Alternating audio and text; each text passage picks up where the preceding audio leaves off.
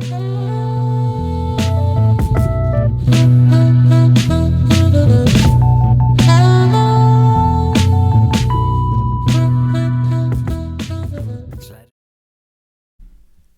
right, what's going on? I'm here with Saint Efra in the house. Hello, Welcome. How you doing? Hello. Good. Thank you. Thanks for inviting me.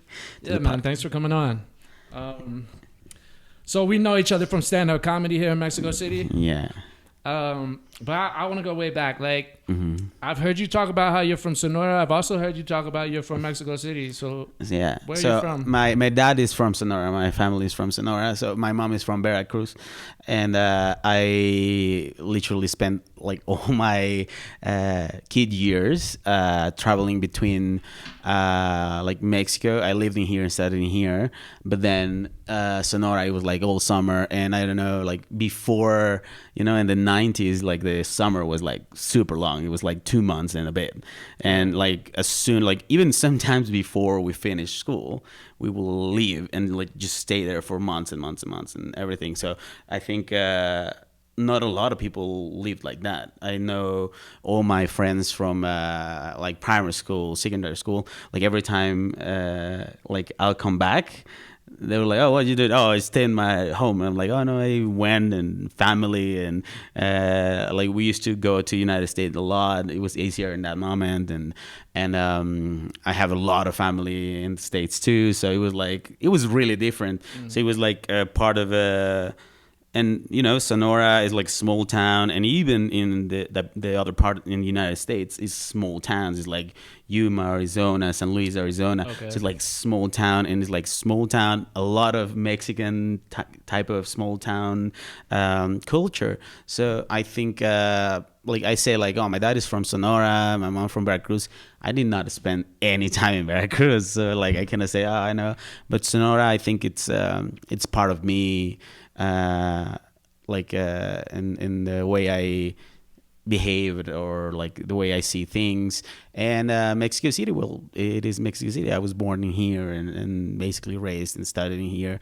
But I think my culture, my family culture, is more influenced by Sonora than Mexico City. Yeah. And what's Sonora's culture like? I've never been up there. I've heard a lot about it, but like, what is some of the stuff you would do as kids going out in the summer? For example, like going out just for summer, like we will wait because it was so hot. Like if you go outside, like you get like, it's so hot. And then around 5 p.m. it would start to cool down. So you go out. Like the thing is, it was like super small town thing. Like the fun thing to do will be in those moments. Cinema was not a big thing in that, like, like town.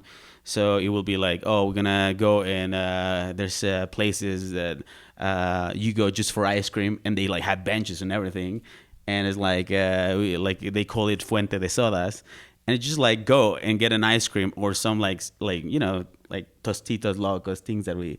And you just stay there and talk for hours with your friends, or like in this case, my cousins aired their friends, and it was like really nice because it was like more community. And even though like in the 90s it was computers and like all kids were like, oh yeah, for me it was like, oh no, we go out, we talk to people. I'm not a fan of football, but like soccer, you call it soccer or football, but it's like, it's the thing to do, or basketball, or just like going out and do activities, explore. Sometimes it was such a small town that just like 20 minutes driving, and now it's just desert. Wow. Yeah. And sometimes my cousins will like take me in their car, just go like as far as we could go, like at 8 p.m. and then by 10 we were like there, like put a fire, and just like nobody's gonna tell you anything. Yeah. And then like you can see the sky, and it was like all stars. Yeah. So and it was like no city lights. Yeah, no city lights. Yeah. Like obviously it has changed now. But has it grown? Has it gotten bigger? Your family's from? Yeah, definitely. It's like a lot different. But in that time, it was like nothing in there. And the most like fun thing to do, it was like, oh, it's a special weekend. We're gonna go to like a pool of a neighbor. Yeah, it was. Yeah. That's cool. Like thinking about summer, because it's summer now, but once you grow up, like it doesn't feel like summer anymore. You know, you don't get those 2 months off. No. There's no, you know, sometimes I read like, oh, what are people doing for the summer? I'm like, oh shit, it's summer. And Mexico City, the climate It's so similar Yeah, the whole yeah, year. It yeah. rains in the summer, but Yeah. it doesn't get much hotter. Yeah, no, I think that's something that I miss a lot too. You know, like being a teenager, it was actually I had a hot summer, and I traveled to see my family, which I haven't done in a while. But yeah, I think in the city is a little bit more of the same, and obviously as an adult, when you get finally a week out, you want to travel like outside the city, but not exactly, oh, I want to go and visit my family from Sonora. No, they probably are not there. They're doing their own stuff. So Do you go back there at all? the last time that I went, it was 2020, yeah, just before COVID. I think, yeah. Oh wow. Yeah. And what do people dedicate? Like, what's like the economy out where your family's from? Like, is it farms? Is it industrial? So there's like a mix of that. Like there's farms, something that they call ejidos too, and they're like small cities. So the city that my dad was born is called San Luis Rio Colorado. You know, Rio Colorado, Colorado River is the one that passes from the United States to Mexico. So like it's a really small town, and the closest biggest city, it's in Baja California. It's like 1 hour and a bit. Okay. Yeah, so it's I don't like, the name is escaping me, but like yeah, it's like small town. Right now it's not as small as it was before, but they used to like people in bicycles just like go all the way from the town like corner to the other corner, because it was such a small place. So I mean, it is different though. Like education is not really important for a lot of people over there, like, and if they want to look for educations, they have to work really hard. For example, my dad, there was no high school when he was, you know, a teenager, so he had to travel to the other city to go to studies, and then there was no university in that moment, so he had to travel to Mexico City because he studied in UNAM. Okay. Yeah, so yeah, and when I went there, like it was like max high schools and some not that you know, like solid universities. Yeah. Interesting. And what about Mexico City? What part you grow up in? What was it like being a kid in Mexico City? So I grew up between like Roma and Estado de Mexico, and like it's a place called Tlanepantla. Okay, it's two very distinct places. Oh yeah, definitely. The suburbs and the city is real different. I have really different friends. You know, I still have a lot of friends from my childhood and from my high school years, and it is really good. Even like when I came back from the States and studied my university, it was in Estado de Mexico, and I still have my friends from university. It is crazy. I still have friends from all my life, which is really good. But definitely they have really different views on the world, on you know, yeah, like in the city is like more open to different kind of mindset and cultures, etc. Like Estado de Mexico, it's a little bit like, oh, this is Mexico, and you know, we do this, and this is how it's done. Yeah, definitely it has to do. I mean, it's like most Mexico, you know. In Mexico, every region has their own thing. Yeah, yeah, for sure. Yeah. You mentioned you went to the States, and like in your comedy you joke a lot about like hopping the border and going over to the States to work. Yeah. How much of that is true? Like what's the story? Well, it is like I didn't hope like I didn't went like climb any walls. I actually had a tourist visa and then overstayed. But that's not as funny. Yeah, it's not that funny. And overstayed, and you come back and they like, because in those like moments still it was not that bad.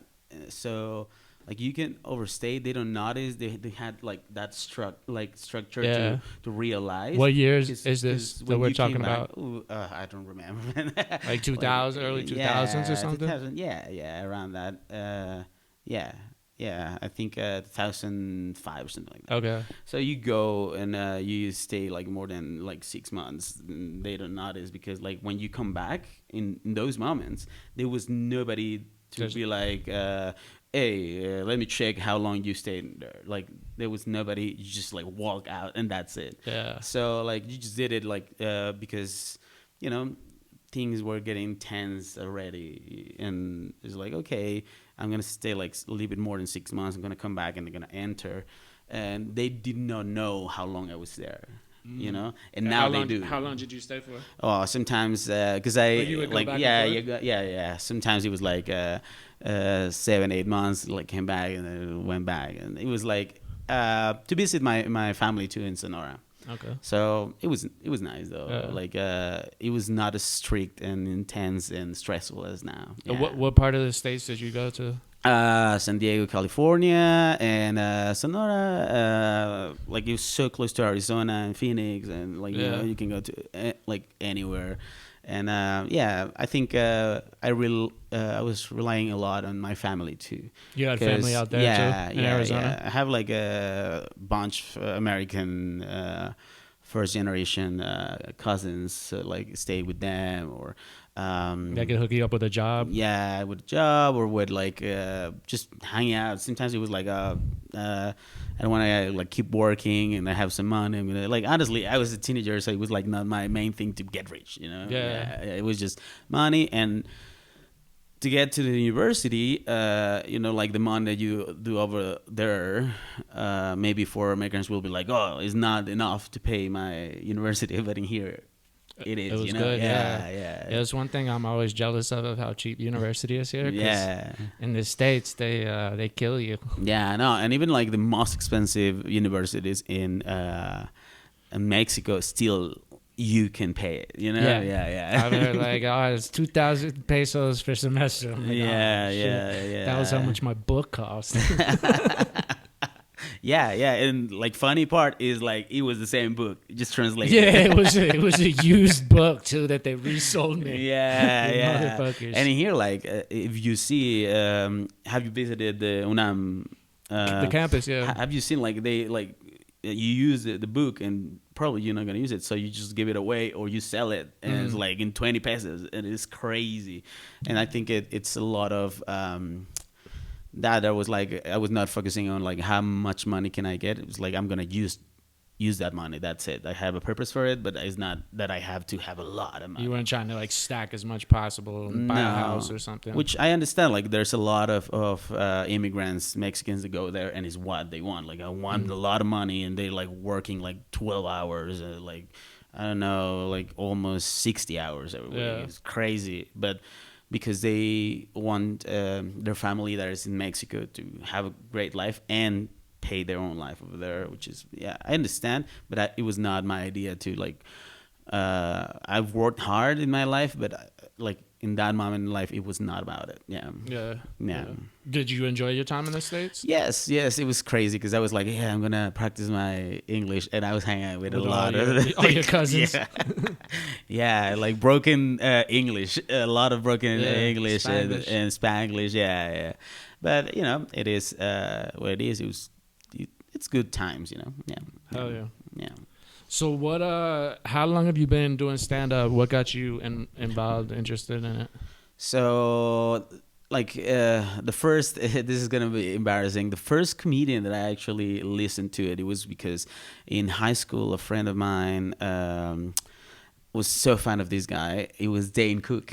Dane Cook, yeah. I remember those years. Yeah. How old are you, más o menos? I'm 37. Okay, I'm a little older, but I remember in college. For me, it was in college, and Dane Cook just blew up the internet. Oh yeah. Well, like this guy is like really, really funny, and I really enjoyed it. Like a lot of people hates him. I don't know why, but for me, it was like this is hilarious, and I think it appeals to like a teenager mind too. A lot of his comedy. So I found it really, really funny, and then like I forgot about it, and then when I was in Australia in Melbourne, I went to a couple of open mics and everything. I was like, oh, I like this, and I did it for a little bit, and then I was like, okay, whatever. Came back, COVID happened, and after COVID, I was like, I think I really like, want to do it, and I was like looking for it. I never, for me, in Spanish, it's not like something that appeals to me that much. Yeah, how come? There's a lot of stand-ups here that are Mexican but do stand up only in English, and I always am curious, like, why? Yeah, well, I think in Spanish there's a lot of people doing it now. Like, Yeah. obviously in English too, but A lot more competition. yeah, a lot of competition, and I've done it a couple of times, and I enjoy it too, but not as much as in English. I don't know why. Maybe I feel I have this sense of like most of my I read a lot in English more than Spanish, so I think I feel a little bit smarter in English in certain things. Yeah, and I think, I don't know, I feel more comfortable, and yeah, that's I feel that culturally what's being built in Mexico City is it can be competitive, but it's not I don't know, toxic. It's not like horrible. It's like you don't throw shade and anything. In English, in Spanish it is. In Spanish it is. It can get like really toxic, and I think in English you can be like whoever you want to be. In Spanish you have to follow whatever it's popular of what people think that you should be doing comedy about. Yeah. Are there any things that are like popular that like you would identify right now? I don't know. I think the most thing is like, I don't know, I might receive some hate about this, but like I think there's like most subjects have to be like woke stuff, and it's like woke. Okay. and it's really really like, and it's like one sided, and if you like do not agree at all with that, it's like you're a horrible person, which I always like that binary kind of mindset for me is like kind of silly. But I like comedy, for example, from other states from Mexico. Like, most of like Mexicans with sombreros and everything, they have like different comedy from the city, and they're like going up really fast because they're not feeding people the same. And when it's different, actually, like you're not talking about the same 5-10 subjects that everybody's talking about. Yeah. Did the woke stuff take off like post-COVID? Because I feel like in the U.S. there was 4 or 5 years post-COVID where, you had to walk a certain line, and if you crossed that line, you would get canceled or called this or called that. Like in my perspective, and like doesn't mean that I'm right, but like what I experienced is that Mexico, it's a little bit years delayed from United States, mostly in comedy and in music and everything. But in comedy, I think it lasts longer. So like for you guys, like experience that if you cross the line for 5 years, for us it's gonna last 10 to 15. Interesting. So because it's still happening now, like a lot of people getting canceled and everything. I mean, there's some people that's like, you shouldn't have to say that because it comes across more real than it's a joke. Like it comes from a place of hurt, not from a place of funny. And I think that's important to identify. Everybody can identify it. I think we can identify the spirit of a person or the intention of a person. But there's people that that is just using one excuse, and this is like a personal view of me. Like they use an excuse of something that they didn't like to try to cancel somebody just because it's more talented than them. Interesting. Yeah. And I guess also here, like, I think what happened in the U.S., aside for like the culture kind of pushing back against the wokeness, because I mean they were attacking like Dave Chappelle, right, for his jokes about the transgender community, and it's like, okay, fair enough, but that's Dave Chappelle. Like, he's the best comedian to ever walk the earth. And if you watch his whole special, it's like he wasn't being hateful. He was telling a story and being funny. But for a while, there was this line, and maybe there still is, where, like, you cannot make fun of transgenders. You cannot make fun of... And it's such a weird thing because it's like, I want you to be able to make fun of me. Yeah. And if you can't make fun of me, then I kind of like isolate myself. Yeah. Like I put myself in this weird like protected category. It's almost like a bigoted in that sense. Like, But my point was, in the U.S., I think a lot of comedians during COVID left, like L.A. and New York, and they went to Austin, and they created a whole new scene. Yeah. But here in Mexico City, it's like, where else you gonna go? Yeah, right? You could go to Monterrey, but there's no like a big rival city. Yeah, definitely. So that's why I like, I'm gonna wait maybe longer. It's because I think some subjects still like delicate in the city. So I'm like, okay. And then like honestly, and this is like, I love all Mexicans. I love the culture, but as every culture, there's toxicity. We cannot like fall in love. Every part of my culture is great. No. And this is something that we like as Mexicans know, like from the background, everyone knows. Like we have a kind of a like a saying, which is like you put like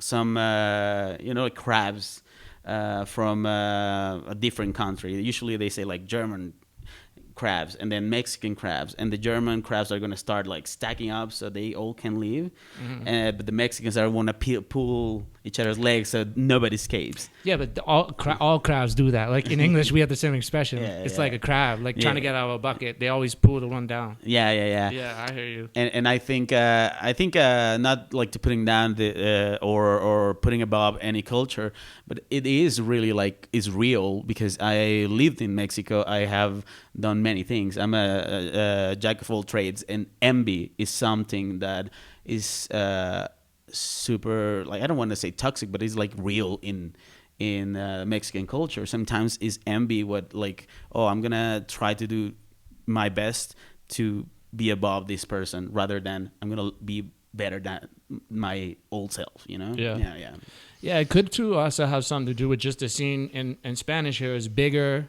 has many more years, whereas the English scene is very tight. So maybe there's 30, 40 comics doing it. Maybe we just need more time to start being toxic. You know what I'm saying? Like, yeah. Well, honestly, like I identify the toxicity in people. Like I'm a welcoming person. I don't care, like, because I know that at the end it's more to do with that person than with me or what I'm doing. Like I faced it like a couple of things, like weird things that happen. Like, why are you doing that? But it is because it speaks more about the maturity and abuse of that person, the limitations that they have, not mine. Because they might like throw shade and everything, whatever, but that's because their own insecurities. Yeah, I mean, that's a very mature way to look at it. But when someone's like shitting on you, I think sometimes it's hard to have that. Yeah, I mean, it is like, but I have like a saying, a speaker on leadership, like, is it like, offense is always taken. Offense is always taken, not given. Because I can give you an offense, but if you take it and you believe what I'm saying about you, then you took it, you made it yours. But if I am like, okay, well, you think that, but doesn't mean you're right, Yeah.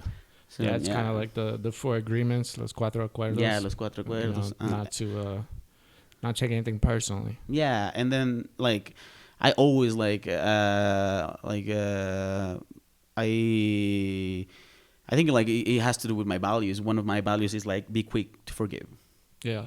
Like, okay, somebody offended. Like sometimes you gotta get offended because somebody did like something real nasty at you.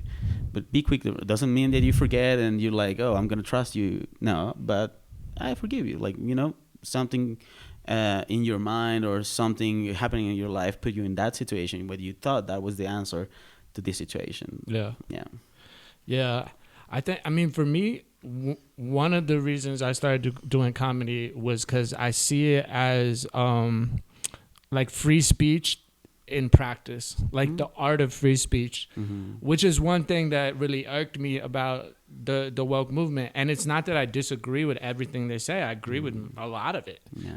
But this idea that like you can't even say certain things or think certain things. And if you do that, we're going to attack you. And I saw, especially during COVID or around that time, a little after, like the press, social media attacking some of my favorite comedians.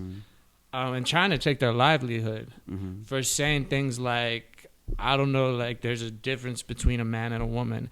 And it's like, whatever you believe, Yeah. like, I appreciate the comedian to have the courage to say that.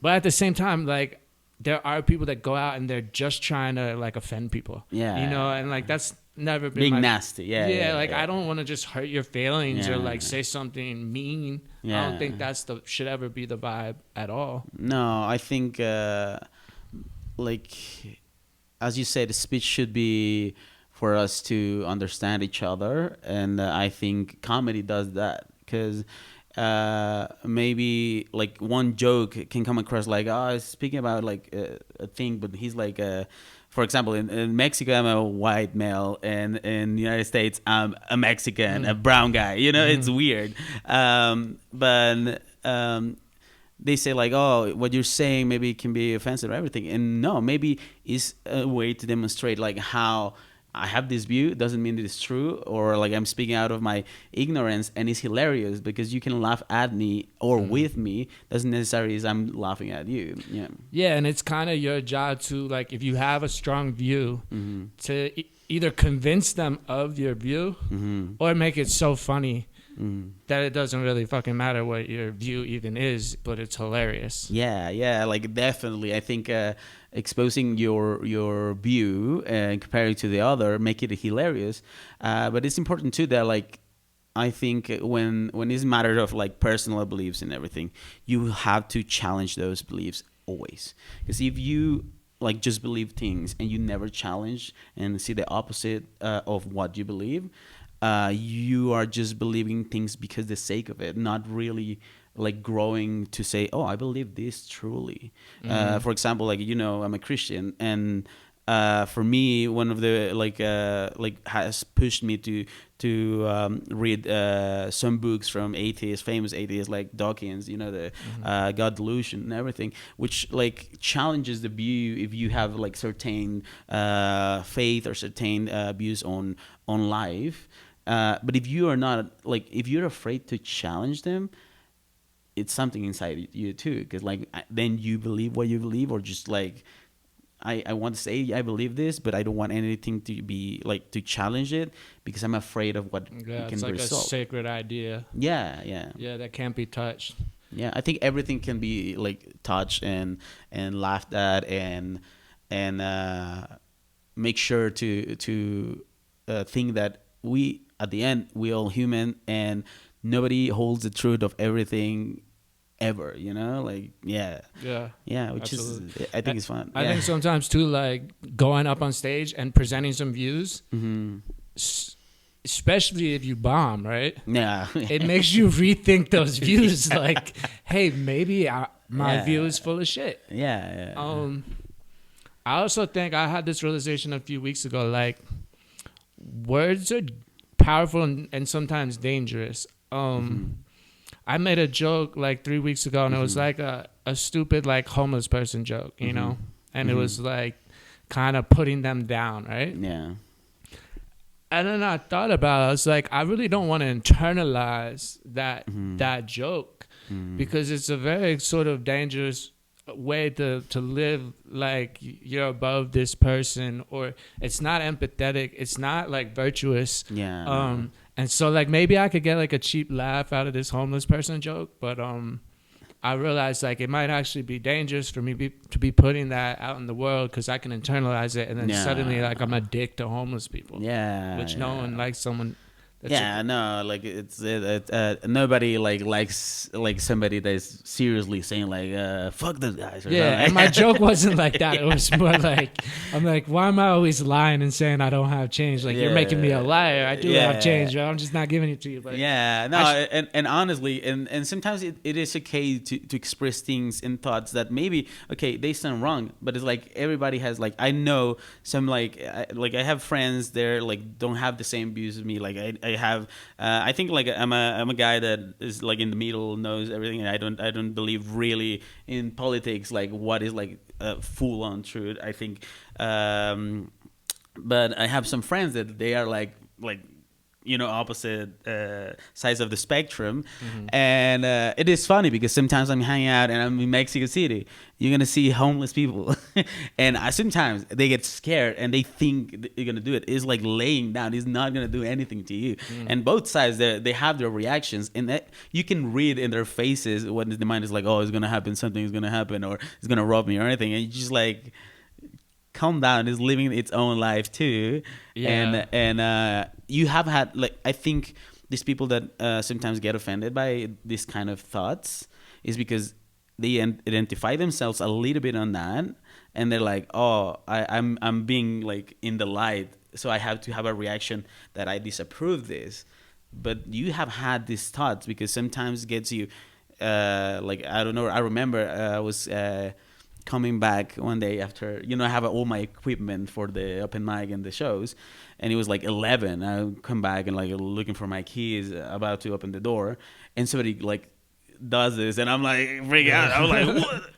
And it was the guy I know. He doesn't have a home. He lives in the park, but I know him. He's like, hey, everything is okay. And he was super high, and I'm like, oh yeah, okay, good to see you. And he continues. I'm like, but he freaked me out, And it doesn't mean that like in the reaction, like who's like, like you react. Yeah, absolutely. If someone's touching on your shoulder while you're going in your house. Yeah, and he had a hoodie, so I'm like, maybe I'm gonna get robbed and everything. And it doesn't mean that I'm like, oh, horrible. All the homeless people is there for robbing you. No, it was my like reaction. Yeah, I found living in cities that like homeless people are generally like the most harmless people. Yeah. If someone's gonna rob you, it's probably not the guy that's like asleep on the ground. Yeah, I know, definitely.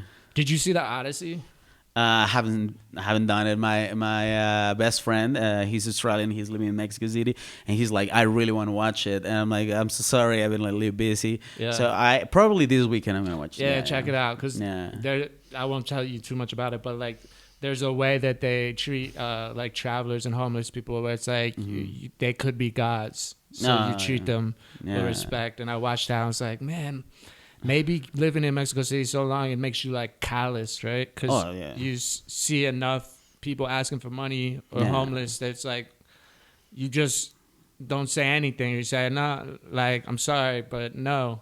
Yeah, and like that's cool. Like, you know what's cool? I was reading, like, I'm a Christian. I read the Bible. So this morning I was reading the Bible, the part where Jesus telling them, like, says like at the end, I'm gonna tell them, hey, I was thirsty and you give me water. I was hungry and you give me food, and I was in prison and you visited me, and like I was hurt and you took care of me.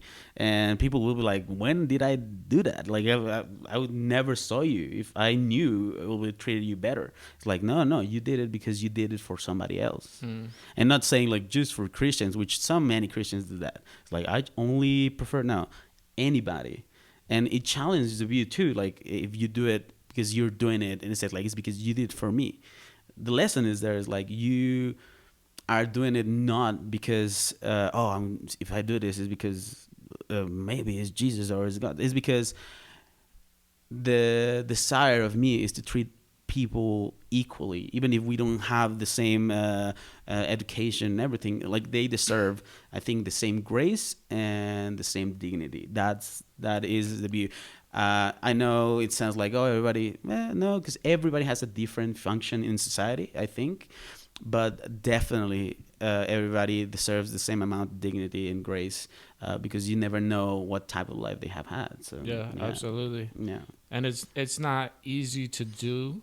Like, we can't go around saving everyone we see, right? Yeah. Especially if you live in a city of 20 million. Like, you'll never get anywhere. You'll just be helping people. But at the same time, you can have like at least a minimum of empathy and compassion and acknowledgement. Yeah. And when you find yourself getting like callous, check yourself a little and be like, maybe I should change my attitude and stop making shitty jokes. And I think something too that to create a new view in life is just thankfulness. I think most societies, mostly in cities, because in cities we're like, everything, water arrives to my house, everything is done. Like I have a job or I have a couch, I can watch TV, But like thankfulness, I think is a not only a sentiment or an emotion. I think it's a practice. Yeah, gratitude. Yeah, gratitude. And when you're grateful for what you have in the situation you have, because like if you see people that is in need and you never thought that could be me, like I think you do not understand what life is, because life can be like horrible. I remember after COVID, I had no job. I was living in a place with my parents. They owned the place, and it's like being built, so it was not even. But they needed somebody to take care of it. It was like not a nice place. I actually worked it out to like build it and everything, and I had no job, and it was like I struggled like making like some money or anything. I was like selling my stuff. And you never know when you're gonna find yourself in a situation where you will need compassion from people and understanding. You know? Yeah. Yeah, absolutely. So you say you're a Christian in Mexico, which is a predominantly Catholic country, right? Yeah. And, like, what is your practice? How did you get into Christianity, and what's it like being a Christian in a Catholic country? Well, it is like I actually love my Catholic brothers, the one that practice and everything, the ones that like go from time to time in Sunday. Like I think it's something more like tradition rather than like really believing in it. But you know, there's everything in everybody. You know, like some people is like, oh, I believe this, but I don't practice that. That is really normal in Mexico. I grew up so. The story is like it doesn't begin with me. Like it doesn't even begin with my dad and my mom. My grandparents, like they birthday like in Sonora, and the one in Mexico City, they both converted to Christianity in one moment in their lives, and then they decided to give their life to Jesus and did their own thing. Both were like preachers and all that stuff. But my mom was Christian, and she was like, okay, but my dad was an atheist. And when he moved to UNAM, he was like an intellectual, but you know those intellectuals that like are horrible to people. Yeah, I know a lot of them. Yeah, well, he was like that. He was an economist. He would like the parents became Christian, and he will like tell them that they were like, imagine to their like faces, like insult them, like their intellect, and tell like, oh, you're like, I don't want to repeat the things that he said, but like it was like a horrible like person. And because like he was receiving like 3 checks from UNAM, he was a researcher, he was like a teacher, and he was studying his master's. So it is crazy. Like he was like an intellectual, but he had I think no heart, no soul in him. He was like a horrible person basically. And around 20, I think 25, he lived in a building with like 6 like stairs, and he had to go all the way up, and he was like feeling like an old man because he couldn't make it. He went to the doctor and gave him 6 months. What did he have? He went to the doctor. They were like, hey, you have to like get everything, your affairs, call your parents, call your friends, your heart is not working properly. It's like a heart of a 70 something. How old was he? He was 25. He was 25. Yeah. Wow. And he was like a sportsman. He used to play football a lot. And, Wow. yeah. So at the end, like he was like okay, and he called his parents, and they're like, oh, we're gonna pray for you. And he got so pissed off. Months later, he went to the doctor expecting like this is it, and it's like, we don't know what happened, but your heart is working properly. You have like your normal. And he was like, and they checked many times, because in those moments, you know, it was I think it was 70s, so they have to check many times if the results are not wrong. And yeah, he tells the story, and he still for years never believed my grandparents will pray for him until he had his own encounter with God, and he became a Christian, and then now he's a pastor. Next, He's a pastor now. Yeah, it's crazy. Yeah. So obviously, growing up, like everybody talk about God, and but for me, it's like meh. Like it was not really interesting. When I was 19, it was when I decided to become a Christian. With a lot of flaws, though. It's like I had a lot of knowledge from the part of my family, but I did not even practice it. I did not understand it.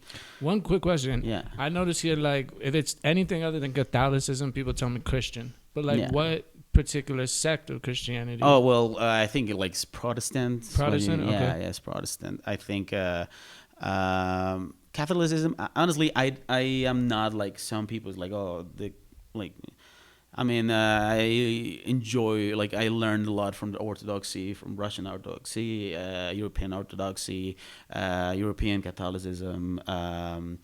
I, like, you know, I have read so many books about Christianity from British authors and British theologians, which, like, you know, they were like the biggest in some moments. So a lot of German theologians too. So I think I do not think I am just like one, like I identify myself with this specific. No, I actually think I take everything that helps me to practice in a better way and have like a relationship with God better, you know? Yeah. So I think the difference is just sometimes for me it's ridiculous. Like the difference, like for example, the Catholics in general, not only in Mexico, is like because they have the images and everything, Yeah. and some of the Protestants are like, oh, those are fake gods, and it's like, yeah, but in a time where like you present the Bible, there was not a Bible until like I don't know the last 300 years is like 400 is like we have the actual Bible, but before it was all spoken word. All these stories were shared. Yeah, but didn't they transcribe it longer? Like way. Oh yeah, way like they that? were scribes but they it wasn't accessible to the people. accessible. And remember that I think it was in Latin. like Latin, and there was not in like before that, like there was like some scriptures that were not found yet. So it was like mostly the stories, basically what in every Bible is called the Gospels.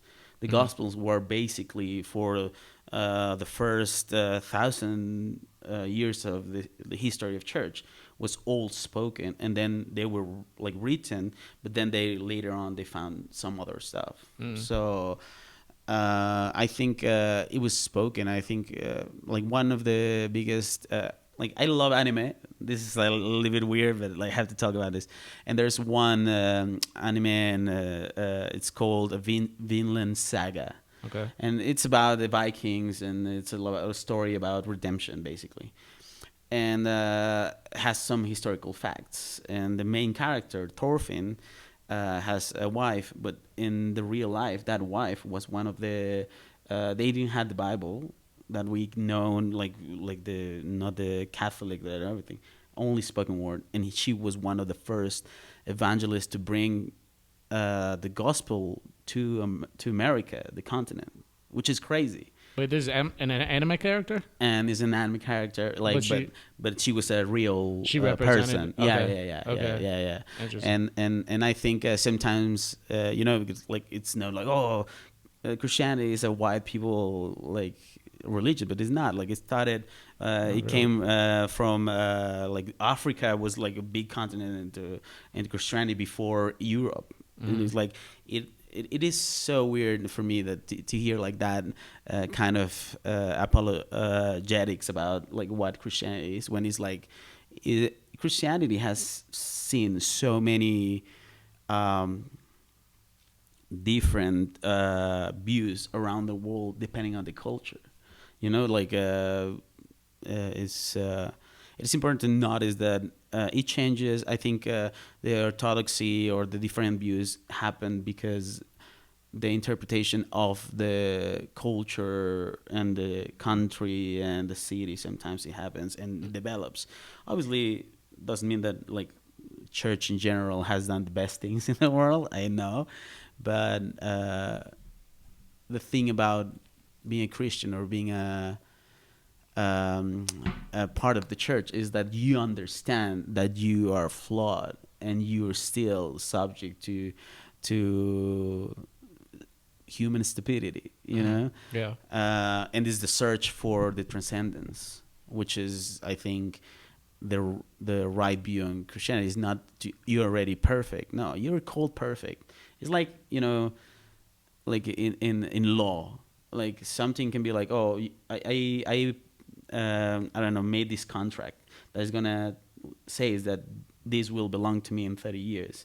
So I'm the owner, but not really. Something like that. You are being made perfect, but you are not perfect. Like something that's constantly like a work of progress. Something you're working towards, an ideal you're working towards. I think that's why in a lot of religions they call it a practice. Yeah. Because you don't practice, you don't get perfect. Yeah. Yeah, like in Buddhism, you're working towards nirvana, but it's not like you're just existing in this perfect state. Like you're practicing to become better or to reach a certain state.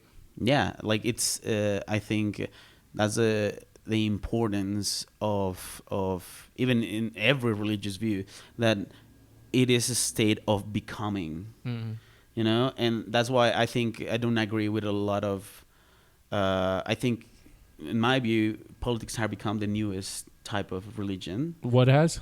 Politics. Yeah, I agree. But it's not about the work that we can do. We are already perfect, and we're gonna make the perfect society. We have so many ideas that they're so perfect that when we implement them, you're gonna create a perfect society. And it fails to understand that everything becomes, even when you're placing something, doesn't necessarily mean it's gonna work.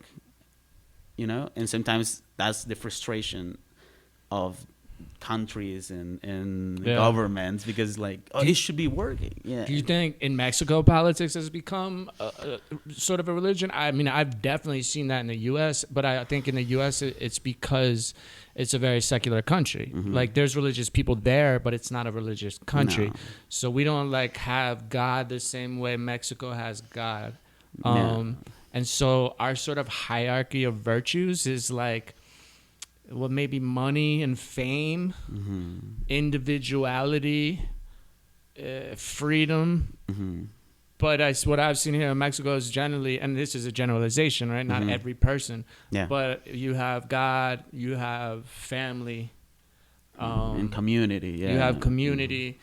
So I've noticed that it seems people are happier or more stable here. But I guess my point was, it makes sense in a country with no God that something would naturally fill the place of God. And it seems like we're filling it with politics, which seems like a huge error, because politics, you don't work on yourself. You don't say, I need to be a better person. You say, no, fucking Bill needs to do this, or, you know, Biden needs to do this, or Trump needs to do that. Yeah. But I'm good. Like, I'm not even thinking. Because righteousness is only in the paper, and if I follow the paper, I'm righteous. That's the beauty of I think, United States. Sadly, in bigger cities like Mexico, that permeates, because definitely, even if we do not admit it, Mexican culture is really influenced by American culture, definitely. And go to any big city in the world and you will see that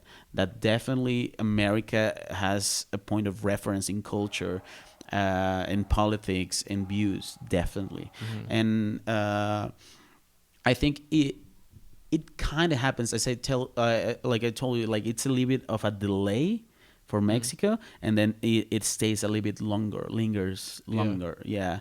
So I think some people does it, some other people not. It's not as big as in the United States. Definitely, it has to do with that. But it's I think even in different views, I think we forget that we talk about the human spirit, but we don't want to actually realize what really is the human spirit. It's like, oh yeah, like honestly, I think politics are not an answer; they are a tool. And I think people is telling politics is the answer, not the tool. and it's kind of weird because no amount of politics can make a person good. Yeah. Yeah, I agree. Mhm. And somewhat in defense, it's kind of understandable why in the U.S. politics would be so big, because also our politics affect the whole world, right? Mhm. So it's like I don't want to pay attention, but I have to pay attention, and other people around the world have to pay attention. So there's this constant, like, you know, being in literally an empire, Mhm. you're affecting the whole world. Yeah. But it wasn't as bad like when I was younger. Mm. There was still politics, there were still arguments, but it's gotten to the point now where, like, if in the U.S. if you have a different politics than me, I hate you. Yeah. And that seems like such a foolish way to approach things. I know. I think like right now it's like worldwide. Well, like because honestly, I think a lot that we don't talk about is that yes, everybody says like, oh, the divided states of America, you know, but like honestly, see the countries, all of them are divided. And the thing is, we're divided not because just the influence of United States or anything. No, it's because we forgot to know that we can have a conversation even when we disagree. And I think if when you stop talking to people just because they don't have the same view, honestly, you're gonna be around people that just confirm your view, and like you're gonna isolate yourself from growth. Yeah. You grow when you face things that you're not, you don't agree, you're not prepared to, or you're do not understand. I think that's how you mature. In like you face things that you were not or you didn't expect it. Even you prepare the best and it happens something that you didn't know. Yeah. So it's the same with conversation. Like you can have 20,000 like replies to an argument, but if you are just memorizing answers, you do not really think about what you believe really. And I think it is important for humans because we are social. And social, it means not only social with people I like and I agree with. Social is like I need to expose myself to things that I do not understand or I don't believe. So my view grows. Because I think I heard one time a guy saying, you have to see everybody as a person that has something that you don't know. And I think that's a conversation. It's a better conversation because like you are not an expert in anything. Yeah. Yeah. I think, the internet has so much to do with why we're divided too, because the internet puts you into a little group of either all people who agree with you, or you're just like yelling at someone and you're never really arriving at any conclusion. You're never really learning from them. And that's affected the whole world. I think it's one of the reasons all around the world you see more division, more kind of anger, hatred. Yeah, I think have you seen Joe Burnham, the What's his comedian? Is Bob Burnham? Sorry, Bob Burnham. I don't think I do. No, it's like he's a comic. He's a musical comic. He does songs, and during COVID, he did a special like just in his apartment. It's called Inside, and he has a song which is so real that it's called "Welcome to the Internet." You have to like listen to that. Yeah, Welcome to the Internet, and it starts great, and then it gets darker and darker and darker. Yeah. And obviously his comedy is that, it's like it's really and he has great comedy, but I think he is like a super smart guy, and like that's definitely like it reflects like how beautiful is the internet. And it says like imagine having everything everywhere all of the time, like you have it just in front of you in a computer or your phone, like everything, all the type of information, everything all the time. And it's like so much that you cannot even like process it. And then when you didn't process it, you just believe everything. and it's like you believe everything because it's in the internet. Yeah, or you're just kind of gravitating towards whatever like captures your attention and gives you a quick dopamine hit. I mean, that's kind of how they're programming the algorithms. That's why you could scroll through Instagram or TikTok and like, ended up on fight videos and whatever, you know. Yeah, I think that's something. I studied communications and journalism, and something important that like I've like stop believing in journalism is that like something they say, like they tell you in education, if you send it too straight, it's not gonna come back, it's not gonna create any revenue, it's not gonna create. So it has to be like a little bit intriguing all the time what you create, because like if not, it's not gonna come back for you, like to you. And it is crazy. Like you learn that since like we say like now the internet and the like TikTok and whatever, but like since the time of TV, the like the media will do this, or like they just do shows or news and everything that is gonna confirm what you believed happened, or like since I don't know, like 70s. So it's like something that you choose to consume because, as you said, like triggers something that you're like, oh, I agree with this, or so you're gonna watch it, and you're gonna consume it, and they're gonna create more from what they're getting from you too. Yeah, and a lot of just shock value, you know, crazy stuff. I think we're kind of fortunate in the sense that we grew up at a time we could at least remember before there was internet. But with kids that have grown up with a smartphone in their hand, like you can't like escape it. You can't just say like I don't fuck with the internet, because I'm gonna put this podcast on the internet, right? Like we wouldn't be talking like this in front of a camera if there was no internet. We'd just be talking. Just talk. Or radio. I mean, old school. We could be on the radio. That would be cool. But you can't escape it. I mean, my job is on the internet. I guess all you could do are like, I mean, everyone could have their own theory, but you can do some things that are like live, like stand-up comedy is live. This conversation goes on the internet, but it's live. Like, and I think the farther, the deeper we get into the technology, the more people have to like make a conscious effort. Be like, I'm gonna go out and talk to a human today.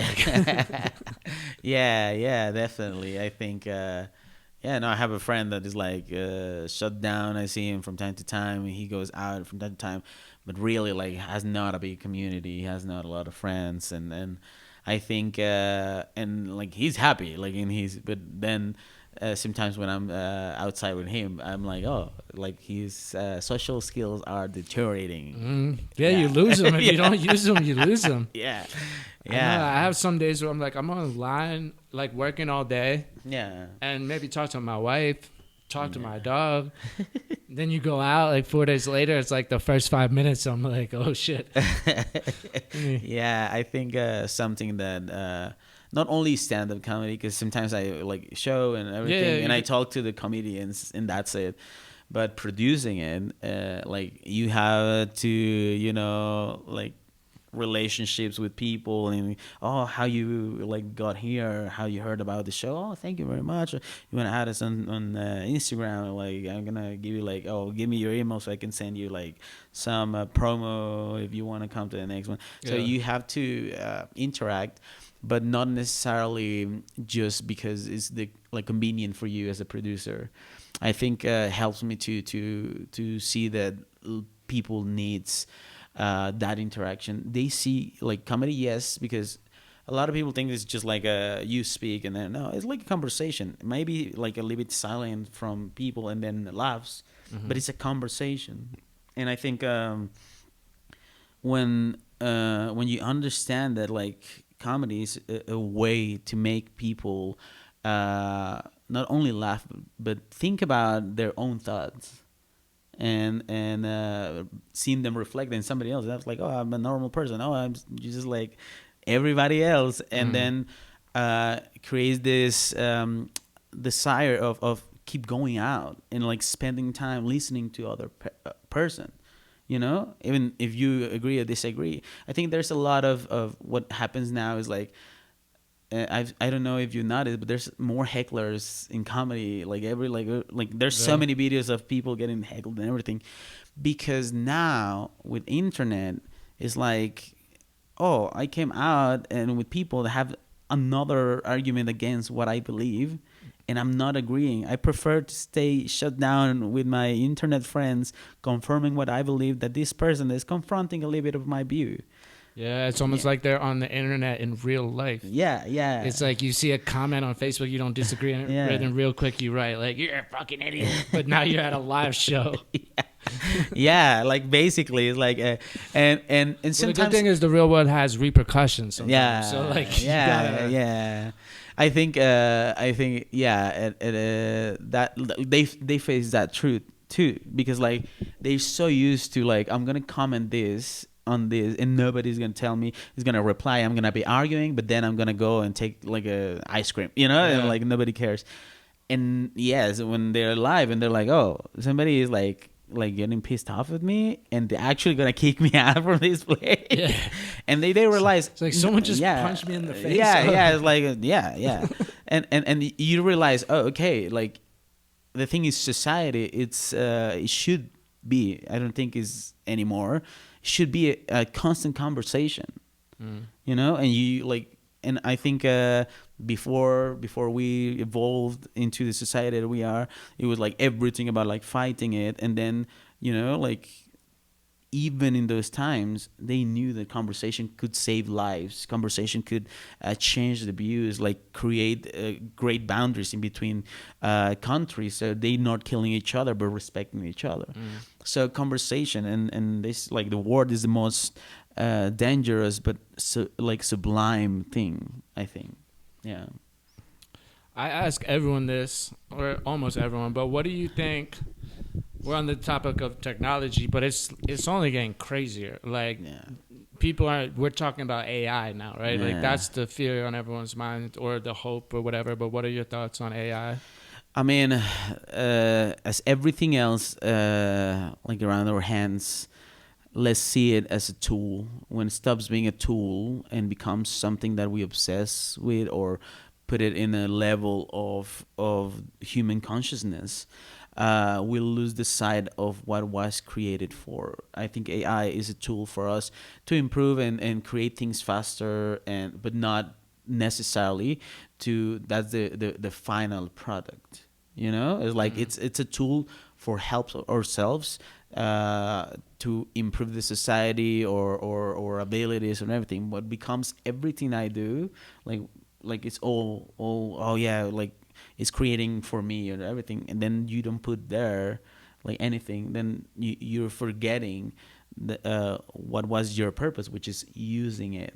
Because the purpose is to use it, not to like and that's why I'm like it's so weird now, people that have relationships with AI. Like for me, it's like, yeah, I don't know about crazy, because that's not a relationship. Yeah, because AI is not gonna get offended by your thoughts, no, or it's not gonna challenge them. Sorry. Yeah. It's always super nice. And it's not gonna challenge your views in a thing that helps you to improve yourself. It's such a slippery slope, though, because it's like, you know, I doubt not that many people now have like AI girlfriends, although some people do. Yeah. But it's like, oh, I'm gonna use this AI to ask a medical question, right? Yeah. And then you start asking, and then it's like, oh, well, that's my AI doctor. And it's like, I'm gonna ask the AI for like a psychological question. It's like, oh, that's my AI shrink. And then it's like, well, I'm not weird because I don't have an AI girlfriend. But I got an AI doctor. I got an AI psychologist. I got an AI math teacher. It's like, yeah, and then you go to an actual doctor because you're still feeling so bad, and it confirms that you, like, the AI doctor was wrong, and then it's like the heckler is like, I cannot believe this has happened to me. Yes, it's happened to you because you did not go to the right sources. It doesn't mean that AI cannot help a doctor to keep improving their skills, because obviously everything has is been changing, and like, you know, even our bodies, you know, like the microplastics. Doctors make mistakes, so you could check it with the AI.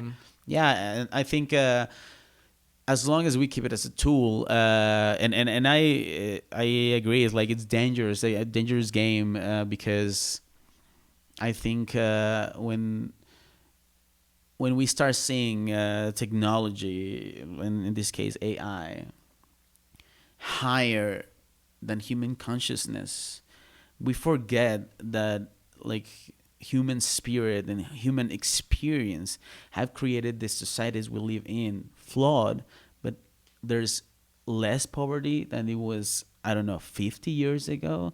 There's less sickness that, I don't know, 20 years ago. It's not that like hard to realize that what we have created, even if it's flawed and it has to improve, yes, but we can improve it. But if I give the task for something that doesn't understand human consciousness and human necessities, maybe it's not going to be a result where like all human beings are going to be fine, you know? Yeah, it might not be that worried about us. Yeah. That's one of the fears. Yeah, I think I fluctuate back and forth between like it being a tool, a really useful tool that I could use, like Google or something, which was weird when it first came. But then I worry that because it can do so much in almost everything, especially in younger people, it'll like kill their creative spirit. Yeah. You know? Yeah. Like I might make a song like in music and do it myself. Yeah. And then I'm like, all right, I need a cover. Yeah. I'm not a graphic designer. I don't want to pay one. So I might use AI. Yeah. For me, that's cool. Yeah. But if you're a kid, you're like, oh, I'm going to make the song in AI. I'm going to use the graphic designer in AI. So everything along the process is AI. Yeah. And then you might be like, well, fuck it. The AI made this song. I'm not going to make music anymore. I just put some words in there and it made everything. So it has like what, an eighth of a soul, you know? Yeah. I don't know. Yeah. Like, because you say you use this word, like, I don't think AI worries that much. Like, don't worry because they don't have feelings. Like, that's the thing. Like what we experience. And, you know, a lot of people will say like, oh, well, feelings are just a lot of electricity going through like in chemicals. Yeah. But it is different because like those clankers, you know, it's like I love that everybody's like those clankers are what, the clankers, you know what's a clanker? Nah, what's so that? It's like a coal, I'm a Mexican so I can say it, a beaner but a machine. Okay, like a old like truck or something? Like a robot or a AI, you know, like everything like based. So yeah, it's like, oh my gosh, people is like, oh no, that's a bad word. I'm like, what? They're not even okay. Yeah, okay, how dare you? And that's what Terminator starts, you know, because you called somebody a clank, something a clank. Clanker. Yeah, but no, I think. Yeah, but that's what we do as humans. We like we conscious and we have feelings and everything, and we attribute that to everything. Like we started with animals, you know, and it's like they have feelings, but the way they experience is not the same emotions and feelings, and the process of it. They don't necessarily process them. I mean, I have 2 dogs, and I see like, I feel great, I feel happy, I feel sad, but it's not the same. It's not as intricate as the emotions of human beings.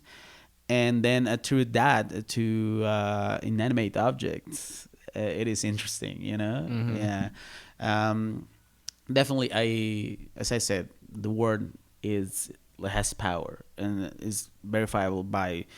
Have you seen that video of there's 2 different plants in a school, and they insult one plant and then they like say complimentary stuff to another? I haven't seen it, but I've seen stuff like that. Yeah. So definitely speaking, things affected. Okay. Yeah. And I don't know how much will affect a computer, but I believe that as humans with intellect, we can understand that all the things that we are creating constantly is in order to be tools for improvement. Mm-hmm. Okay. And my experience with AI, I play with it from time to time. But honestly, I feel so much better when I create something from scratch. Like even do like, you know, the flyers for the like some people use like now for that like all the time AI, which is okay, but like all the time. And I was, you know what, I haven't like, I know I can do it, but you know, I'm gonna And I went to, like the classic, I'm not an expert at design, but I have Canva, the free one. So I was like, okay, I'm going to try it. Yeah. And actually I liked it. Like maybe it's not perfect, but I prefer the imperfect part, because like that shows like that human side too, Exactly. I think art is gonna gravitate more and more towards imperfection, and a lot of the best art almost all the best art is slightly imperfect, and which is almost what makes it perfect. And AI is so perfect, or trying to be perfect, that I think artists will start to be more and more raw and make more and more like intentional mistakes, and show like, it was a human that did this. Yeah, I think like you just I just remember, I don't know the name of the artist. He's a Japanese artist. He bought AI like a robot like that looks like a dog, but it's a robot, That's AI. It's a robot, and he puts it on a chain. A clanker dog. Yeah, a clanker dog, and puts it in a chain and programs me to attack people, but he's in a chain. So every time people goes to the gallery, where is it? Like it goes crazy and tries to attack you, but it's in a chain. The crazy part is people started to feel sorry for that. It's programmed to kill you, and it's attached to the chain, but because you put it like the empathic part of you, it's like it's suffering. It's not suffering. Yeah. It's programmed to attack you. It's not. It's actually trying the best to destroy you. That's an interesting like art. And you're feeling like empathy. And the thing is, that's good modern art. Yeah, that's great modern art. There's a lot of bad modern art. Yeah, because it's telling you like what should we be like empathic about? Yeah. Too, and maybe like you are attributing things that do not belong to a, I don't know if we call it a thing that does not even can compute what you're feeling. Yeah. Or what the feeling that you think is feeling is. Yeah. Yeah, it is, and it's great. I'm gonna like send it to you later. Like sometimes I suck at names, and it's so good. Like you see it, and it's freaking scary. But if you look at it like after a while, I think your human brain start to think, because you see animals like that. Dog, yeah. Because you see animals and you're like, but animals are different too. Yeah. But in the same, like you see the suffering. But what is about AI that like it behaves so much like us that we in our own mind fool ourselves to connect it to be some kind of level of human. Yeah. And it'll be interesting if the AI that comes out will have the same empathy towards the human, right? Yeah. Because eventually there'll be robots walking around. And I imagine if you have a robot working for you, you'll have a level of empathy towards it. Yeah. Because if you don't, you're also kind of hurting your own soul. Mm-hmm. If you treat your robot like shit, even though it's a robot, that means you're like voicing negativity all the time. And that's not good for you either, right? Yeah, definitely. But it'll be interesting to see how things play out. I mean, iRobot is out there. I Waymo. Yeah. I Tesla. Coming to a city near you. Yeah, we never know. That maybe that's why. That's when we like all humans get deported from the world. Like yeah. Go to the moon. You can leave it. On a spaceship. They're like, your papers are Vencida, bro, expired. You gotta get the fuck out of here. You're not doing all anything. Humans out of the planet. Yeah. We don't like your art. We don't like any of your stuff. You're not funny. We don't understand your comedy. Yeah, to close out, tell people a little bit about the shows you run here in Mexico City, where they're at, when they're at, and how people can find you. So I'm doing a open mic on Tuesdays on Hot Mama's Whiskey Kitchen, and here so far it's been good. It's fine. It's growing. It's been 6 months, so still growing, which I'm happy. I made the decision to start it. Having shows. One is called Shenanigans. It will happen from time to time because it's been rough this month. But if you want to see the details, you just follow in HolyLOLComedy on Instagram, and then you can see the dates. And the other show is called Hilarious. That's more consistent and is every 2 weeks on every fortnight, as you once told me. Yeah, fortnight. Yeah, I know. I use like my Australian lingo in there. But yeah, every 2 weeks on Bar Fayuca, which is kind of a speakeasy inside a street art hotel, and it's a really nice place. Honestly, if you don't want to go to the show but you want to go there, it's like really nice. It's a mix of like just advertising. It's a mix. It's very psychedelic. Take a little mushrooms and just go on go there and freak out. There's like a Mexican art, and it's a mix of like a fusion of food of Asian Mexican food, and my favorite thing, which is mezcal. I love mezcal, and all the cocktails in there are based on Mexican culture. So like if you don't go to a show but you showed up, I really love the place. I really like it because every drink has a story. Yeah, it's cool. And I just started an open mic on Sundays, which is crazy. I don't know why I'm doing it with my life. I'm going to do it fortnightly, so every 2 weeks. Every 2 weeks, okay. And let's see how it goes. My only purpose is to expand the community, to make people feel welcome, and to give opportunity for people to express themselves through comedy, making laugh people, and maybe through that they improve themselves. So that's my own thought about comedy in Mexico City. Yeah. Awesome, man. Well, I'll put all that info in the description, and thanks for coming on, man. Appreciate it. It was so fun. I really like.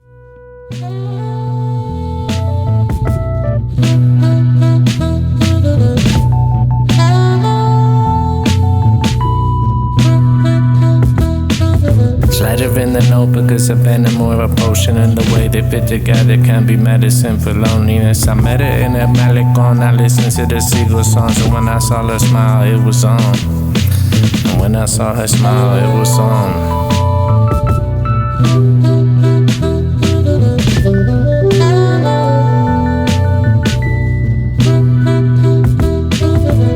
It's a cigarette that turns to ash, and that's not sad, it's just a fact. I was looking back for everything I lost without seeing what I had. This life is slow, then suddenly it's fast. We need to improvise like jazz. We're gonna take our time, we're gonna make it last.